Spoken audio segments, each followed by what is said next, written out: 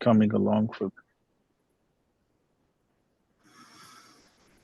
So we can Ali, can you pull up the document, or is that too much? Yeah.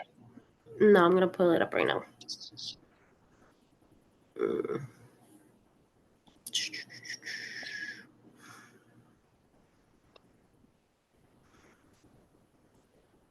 Give me 1 second.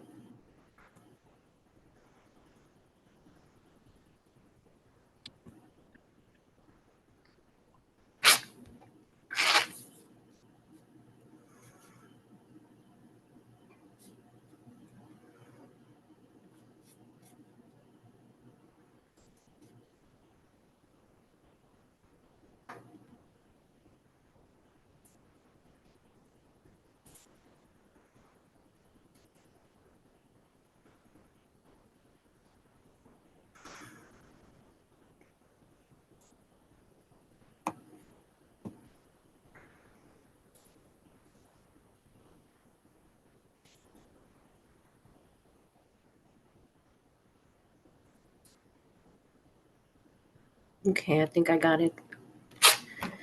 Can you guys see that? Can you take it to the top of the? Yeah. There you go. So, Bismillah, walhamdulillah, wa salatu wa salam ala rasulillahi. So,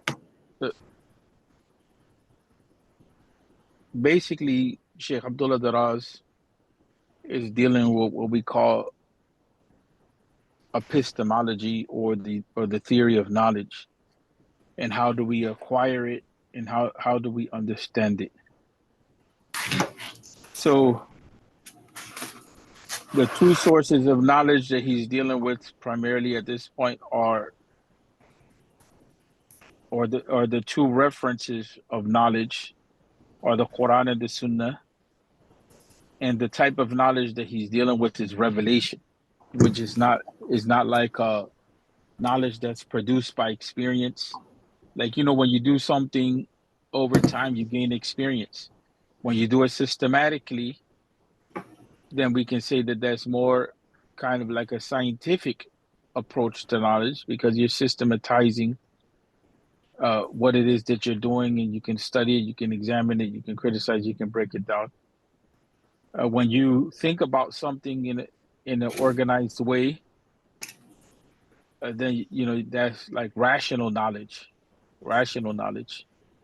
So there's a difference between rational knowledge and experimental knowledge, or experiential knowledge. And one is that rational knowledge is pretty much of the mind and the ideas, and experiential or experimental knowledge has to deal with the senses in our functioning in the world. Revelation is not that type of knowledge. Revelation comes to us from Allah Tabaraka wa Ta'ala. Its source is not our experience as human beings, although it addresses us in our experiences as human beings. And it addresses us through our senses. It addresses us even outside of that with regard to our intellect. يخاطب العقل. الوحي يخاطب العقل. So it addresses the intellect of the human being as well. But we have to be really clear on that point, that knowledge of revelation, although it relates to the human being, how so? Is coming in the Arabic language. It's coming in a language that can be understood. It was transmitted to us. It was transmitted to the Prophet by way of Jibreel, and to the Sahaba, who is the angel of revelation. But we didn't see the angel of revelation, and we didn't see the Prophet Muhammad sallallahu alaihi wasallam. But it's more easy for us to be able to comprehend the idea of a human being speaking to us and transmitting to us in history and in time than it is to comprehend an angel. So the knowledge of revelation is transmitted to us. It is not something that comes from our intellect. It's not something that comes from our poetic inspiration. The poet can look at the sunrise and create, a metered,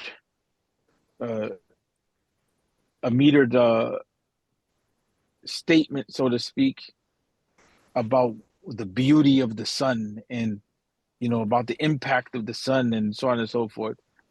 The scientists will explain the sun, you know what I'm saying, and talk about mathematics of the sun, the physics, and everything else that goes into that. That's not the type of knowledge that we're getting. We're getting knowledge that's communicated to us by way of the Prophet والسلام, and we believe for certain reasons. Some of them are historical, some of them are uh, rational and spiritual. Why we believe that the Quran is the truth. You know, so that's important to understand because in today's time, the supreme course of knowledge for people is the scientific path of knowledge.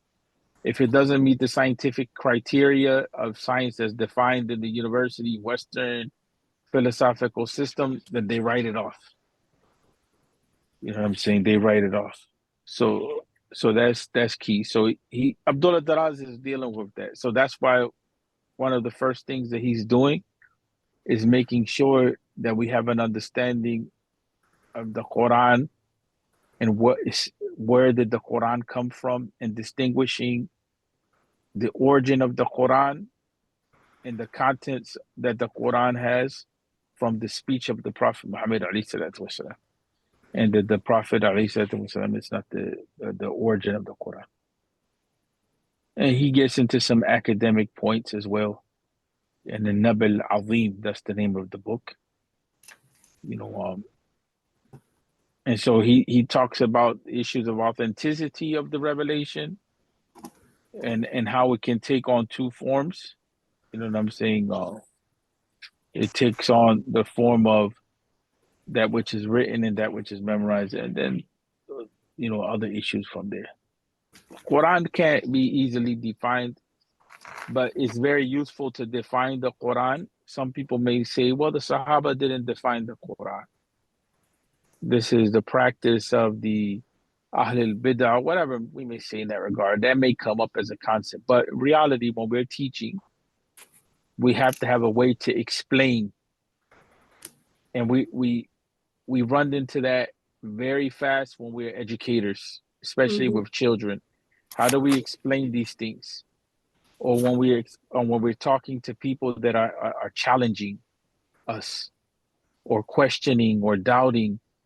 So the definition of the Quran is important, to distinguish the Quran from music, to distinguish the Quran from poetry, to distinguish the Quran from a novel that's created by or a novel that's penned by a genius, to distinguish the Quran from any other book of revelation that may be claimed to be a book of revelation that exists, like the Bible, like the Torah and the Injil and the Zabur, or to distinguish it from, sometimes some of the rappers, like they say that they're receiving revelation. They talk about their raps as revelation. Some of them have gone so far to say that they have their own Quran, like 50 cents. Or you find, for instance, like the Mormons, they say that they found tablets of revelation here in North America. And so the Book of Mormon was discovered here in North America. It was hidden tablets from one of the lost tribes of Israel. You had some academics like Patricia Crone and Michael Cook and those types of people, specifically Patricia Crone from Princeton University. Her and another group of people, they tried to say that they found in England the one of the oldest pieces of the Quran, and they try to make the claim that the Muslims forged the Quran from other manuscripts the same way that the Bible was claimed to be forged. So how do we distinguish? So that's why defining the Quran becomes important, so that we can distinguish the Quran from all this clamor and all this this chattering that people have in the idea verse, so to speak, whether it's academic or popular culture or wherever it comes from, or other religions or whatever. You have to be able to distinguish what the Quran is. So part of that is attempting to define the Quran. So the definition that's in there in the text is beneficial for that. although you can add on to it, from the angle of the Arabic language, kind of missing that component that the Quran is also in the Arabic language. That's important. Why? Because translation can constitute the Quran, people. It's a translation of the Quran, No, although we say it's Quran.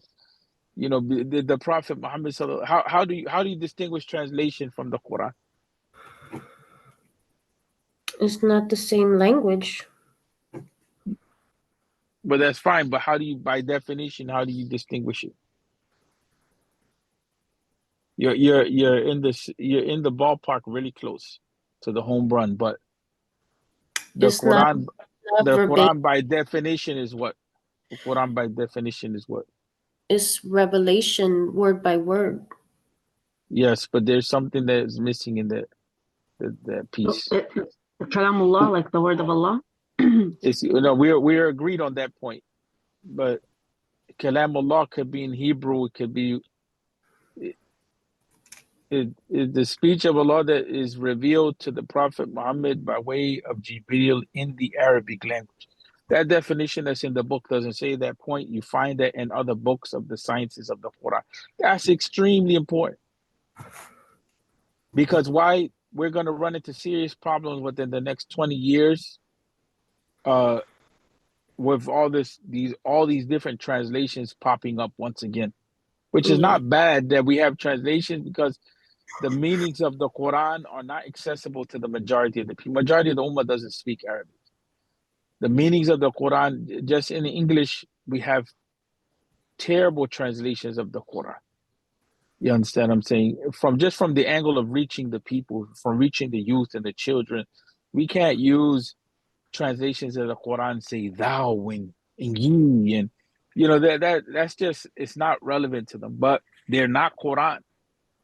So when you start finding discrepancies, people say, well, the Quran is distorted.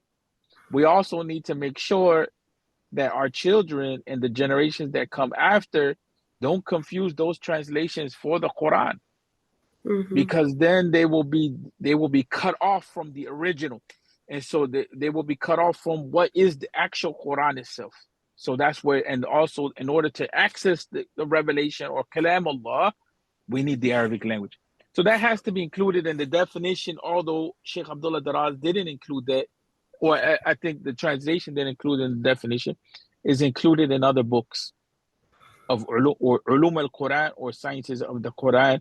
Even in usul al-fiqh, really, this debate is not brought up with a lot of detail sometimes. In some of the major books of usul al-fiqh, uh, at least at the basic level, maybe at the more deeper level, but you don't find that they're defining the Quran very tightly. The scholars of Quranic sciences are the ones that are defining it. Mhm. In Aqidah books, it comes up as the Quran is the speech of Allah uncreated. That it comes up, but that uncreated, created debate that you find in the Wasatiyya and the Tahawiyya, and you find, it it it, it it's not going to help us 100% in this type of issue. But one of the things that in Usul Sunnah by Imam Ahmed, the definition of the Quran, he says that the Quran is the speech of Allah in bilafd wal ma'na, in word and meaning. That's important. Although that contradicts where the Asharis are at, that contradicts the Maturidis. Maybe sometimes the Maturidis might overlap with that in Fiqh al-Akbar, in the book Fiqh al-Akbar and its explanation. But the Asharis definitely not, because they say that the Quran is a kalam al-nafsi. But Sheikh Abdullah Daraz takes the opinion that the Quran is defined as the speech of Allah in word and meaning. And that becomes important, because the translation of the Quran, when we first of all, it disqualifies from being Quran, because it's not Arabic and it's not the word and meaning as it was transmitted. We can say that it captures some of the meanings, but it's not going to capture all of the meanings, and it's definitely not the words that were used initially in the manuscripts. You know And what I'm it's not saying? transmitted from Jibril, And it's not right? from Jibril. Yes, and it's not from Jibril. You know, so Sheikh, some of the definition is scientific. Yes. I'm sorry to interrupt. Yeah. Could it be that the meaning or in the definition of the Quran, that the fact that it's in Arabic, it's implied in the part that it was revealed to Prophet Muhammad sallallahu alaihi wasallam? Yeah, it's implied, but for us grabbing that part of the definition, alayhi Mm, salatu wasalam, for us grabbing that part of the definition that's missing or implied and mhm, emphasizing it, or nabruzuhu, nabruz mhm, hadhihi kalima, we highlight it, we bring it to the mhm, fore, we emphasize and nuakkid is important because we have for Sheikh Abdul Daraz that may not have been important, or the translator, but for us we have the dilemma of translations, and we have the mhm, dilemma of living with non-Muslims and who challenge Islam. It's mhm, not a dilemma to live with non-Muslims, but the dilemma of being in an environment where the Orientalists have said, well, look, they say it's a universal Quran, but then they're saying it's Arabic. How could this mhm, be? They bring doubts. So that part, that's why I emphasize it, because it mhm, protects us in our teaching of what Quran is.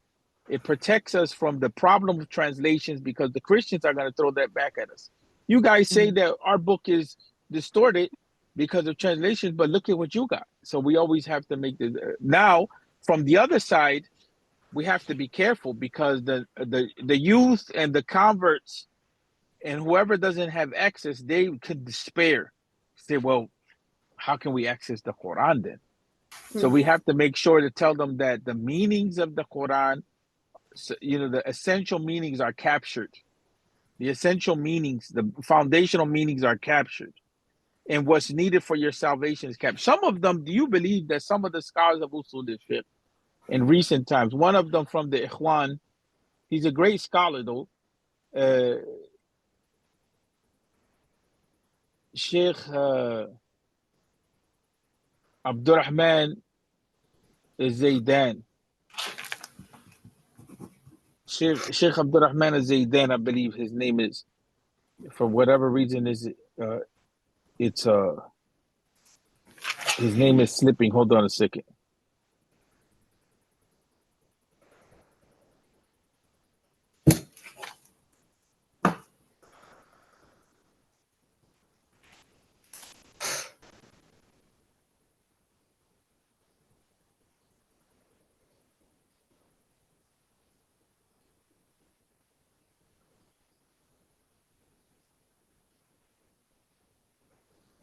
One second. Sorry about that.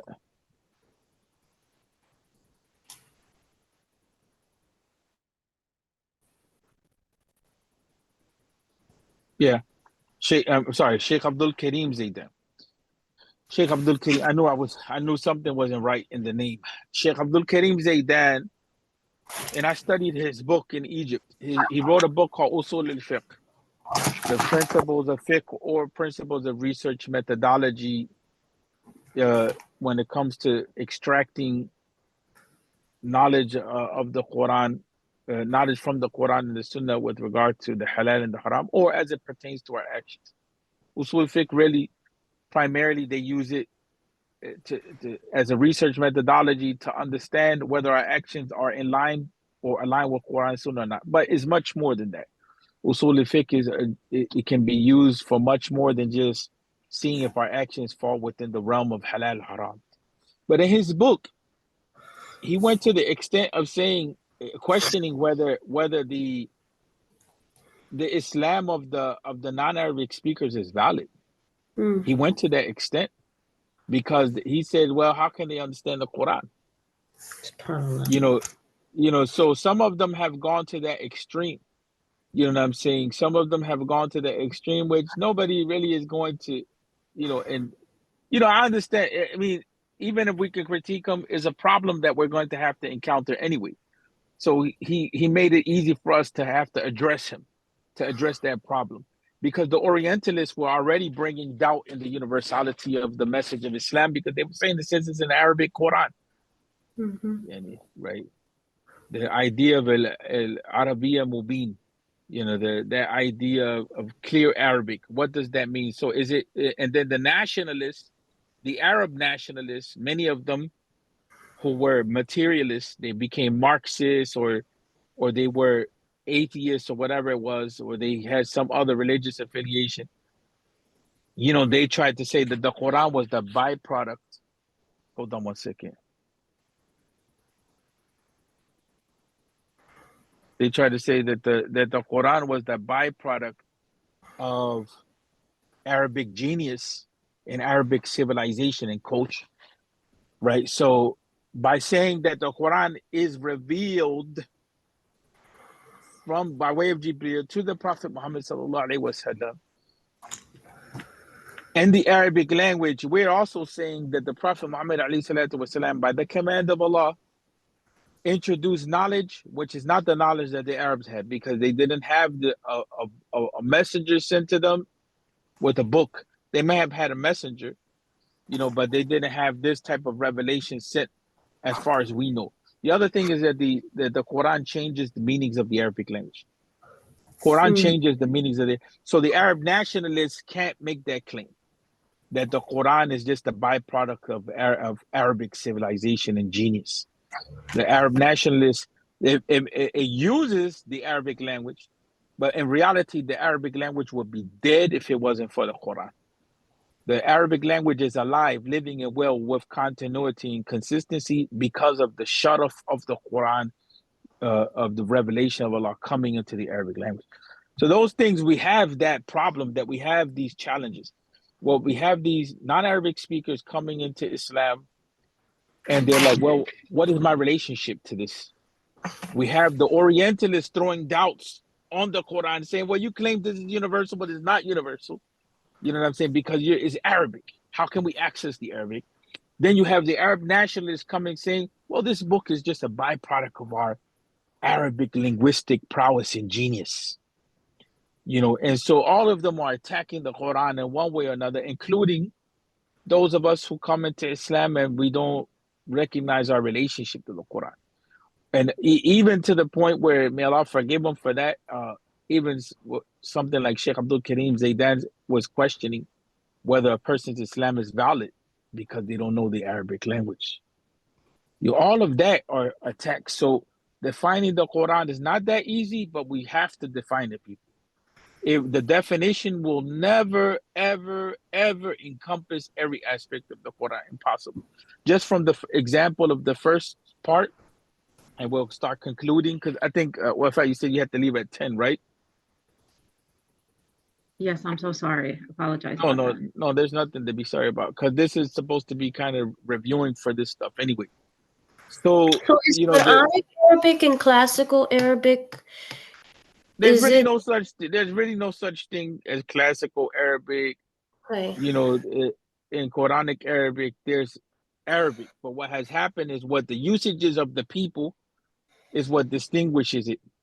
You know what I'm saying? So there's only Fusha, and there's degrees of Fusha, or degrees of clarity or proper usage in the language.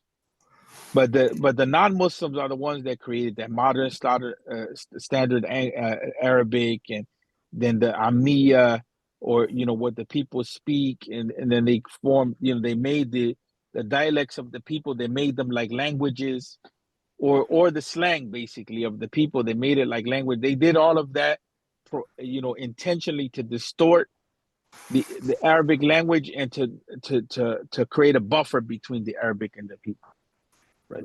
So like we said, defining Quran, we can never define it in its totality, just like when we get into the issue of al-Kitab and we get into the issue of al-Quran, trying to define revelation in that sense, we're not going to see a definition that's going to encompass everything, except if we keep extending it out.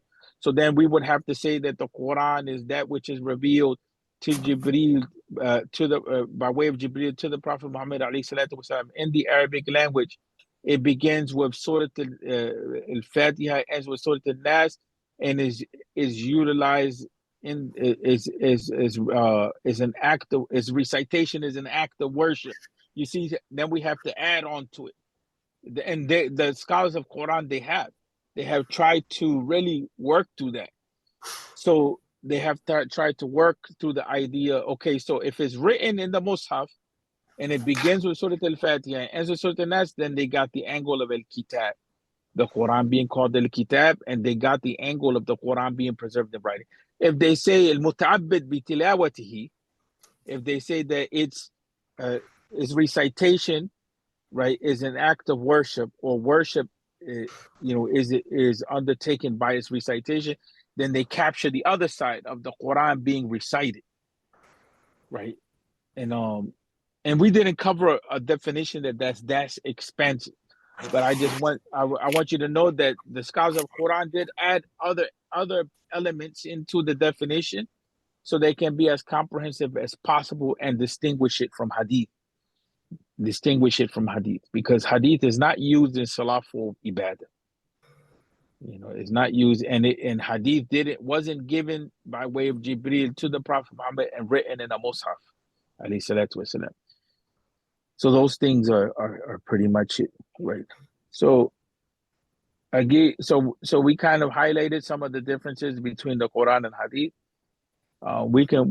We can end there, inshallah. What was not? I'm sorry. What was not written in a Mus'haf? Hadith. Okay. Hadith was not written in the Mus'haf. And the definition of the Quran, people, is going to definitely take us to have to look at the history of the compilation of the Quran. Yeah. Right. And in English, there's 2 reference points. You can use them in your classes or as reference points. There's the one by Al-Azami, who compares the manuscripts of the Quran and to the Torah and the Injil. Is in English. It's well published. Nice paper, pictures. It's very good for education reasons. And then there's Quranic Sciences by Van Demfer. That's a very good book as well, which talks about the history of the compilation of the Quran and in the different stages and the documentation and the difference between writing and codification. Always remember this, people, that Quran and Hadith were written in the time period of the Prophet Muhammad. Don't get that confused. But they were not codified. Codified means a systematic organization of the Quran and a Hadith. You know what I'm saying? Through a filter process and everything like that. The Sahaba had debated the codification of the Quran, whether it was a bid'ah or not, or something that was allowable, or they had debated it. But the Quran was being written down, it was being recited. But when confusion came to the point of the people, the way that to eliminate confusion that was taking place or may have taken place in writing, then they decided to codify, because memorization was not enough as a standardized process of codifying preserving the Quran. And let's end here, inshallah, because Sister Wafat has to go. If you want to stay on for a few more minutes, earlier we can, to go over anything like that, and the recording will be there. Walaikum salam. Assalamualaikum. Did anybody else join us? Let me see. Oh, nobody else. I don't think so. I was gonna start teaching a friend of mine who took the Shahada last year. They don't know the whole prayer yet. So I was thinking of teaching them Al-Fatiha, but then I also feel like it's important to understand the compilation. Is that too much? Yeah, I think it's a little too much. You have to simplify it. No, don't bring those types of things out, because it can be confusing for the new Muslims. They're not ready for that 100%, unless they're a little more academically inclined. No, they're not. I mean, yeah, so, okay. Yeah, I mean, if I could just at least teach them Al-Fatiha so that they're fulfilling their Salah properly. I think they just recite what they know and just kind of meditate at those times for daily prayer. And then, you know, when they can, they go to the masjid and pray with the congregation. So okay, that was it. I didn't get a chance to really look through the questions yet. I'm still working on this paper for class, so but inshallah I'll get to this next week sometime. Yeah, and I don't think it's too. To be honest with you, if you listen to the last class, which was about an hour, it took us about an hour to read the chapter. Yeah. Uh, if you listen, then you don't have to read because we read through it. Okay. Unless you have to read, if unless something is not clear. Because I know some things were not clear. I know that at times I go into a mode where my speech becomes unclear. So, you know, it could be beneficial to just read through it. You know what I'm saying? But because of the schoolwork, you know, the recording may be easier because you're doing your other schoolwork. The recording, because you can pause it, you can do your thing. Yeah. I mean, I'm just having a hard time when you go into researching for like these class projects and stuff. I'm just amazed at how little information there is when it comes to